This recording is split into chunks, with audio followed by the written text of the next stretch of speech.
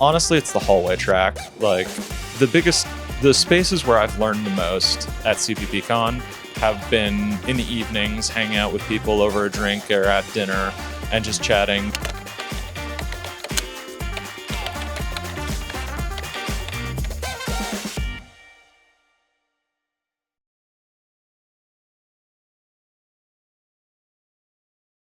So yesterday we had a talk which basically talked about like some forward progress guarantee and somehow, combined it together with execution policies. And like, I think like at least partially this talk was not true. The point is like, I'm not gonna blame this person.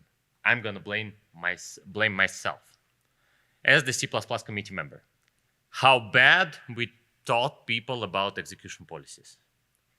Those are pretty simple things, but I kind of feel people just don't understand them still and confuse them very often with forward progress guarantees. I'm going to use my example from the lightning talk yesterday. Like, it doesn't compile, of course, because there is no like variables text here like on the screen. It compiles like in my slides. But the point is, yesterday's slides, like the question that I have to all of you, we have like, let's focus on execution policy, which is the first parameter, set execution part. Raise your hand who think this is prescription to run this algorithm in parallel. Okay, you are wrong. That means I'm wrong as the C++ committee member. Who thinks that this is a recommendation or like, yeah, basically asking for run it in parallel? Okay, you are closer to the answer, but actually what execution policy mean is basically giving permission, what is allowed to do with your like lambdas, so like callables. And believe me, every algorithm in C++ standard library, hope I'm not lying, but I'm pretty sure everyone has some callable to call. Even sort without a comparator, it does have implicit callable, which is like less operator by default. And that's what where you're saying what is allowed. You give a permission what is allowed to do with your lambda. That's it. That's all execution policies are about. And this is basically the property of your lambda. You might ask why we haven't attached them to lambdas. I think there are various reasons. One of them is on the screen. We have 2 lambdas per algorithm. If you attach the different policies to different lambdas, it would involve like some algebra to have a common type out of policies. And this is like sort of overcomplication. I think the committee didn't decide to do that and just stick to algorithm. So, parent-seek is a maximum permission that users give to implementation.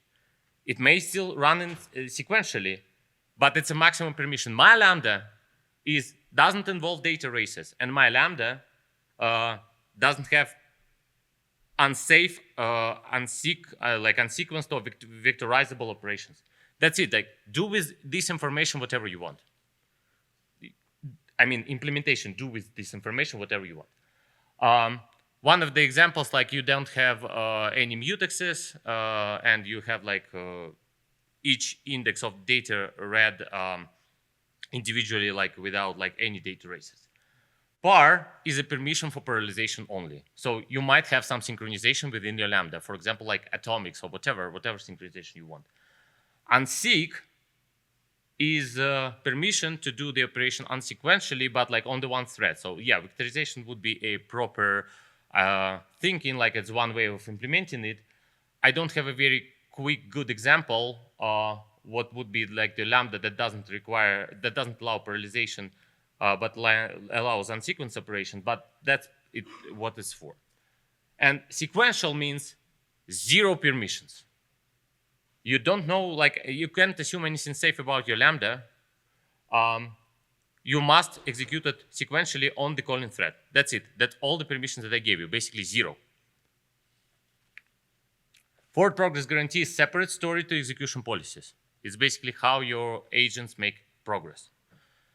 There is a talk of Olivier Giroud on this conference 2023. If I'm saying something contradictory to what he said, he is probably right. He is likely right. But other than that, I hope this is a good summary for you guys, and you know a lot about execution policies right now. I hope you enjoyed it.